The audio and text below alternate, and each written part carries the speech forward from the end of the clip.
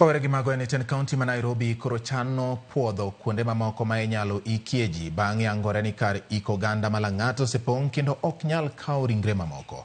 Migawo mar thieth kod ngima oganda oyango ni gisediero moko kuom kaburini mag ji giwegi ma gichano puodho kendo chapo e obok mag sirikal kaka mago ma inyalo kony godo e iko oganda. Jafwambo marwa Otieno Daniel miyo lerni.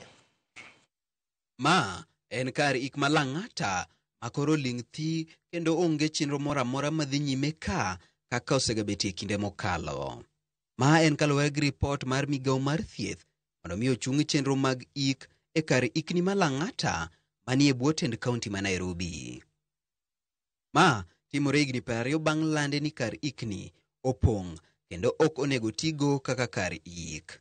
Gino makoro chuno tend kaunti ma Nairobi kokalo e bad migawo mar thieth kod ngima mar oganda manyo lowo machielo manyalo tayo chenro mag ik. Kaluwore gi ripot ma oyudo kowuok kuom apisa maduong' mar migawo mar thieth kod ngima mar oganda e kaunti ma Nairobi, Tom Nyakaba, owacho ni Lang'ata en mana achiel kuom kuonde ik ma piny owacho ma Nairobi tayo ka nitiere kuonde mamoko kamoting'o kar ik ma Kariako.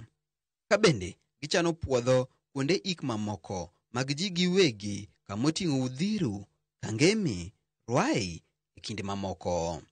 Nyakaba bende luwo ni gichano nyiewo lowo machielo machiegni kar ik ma Lang'ata komedo ni gidhi nyime gi timo lalruok gi telo matayo bunge pachoka Kenya Forest Services mar yudo yore mamoko. Tino Daniel Ouma, Ramogi TV.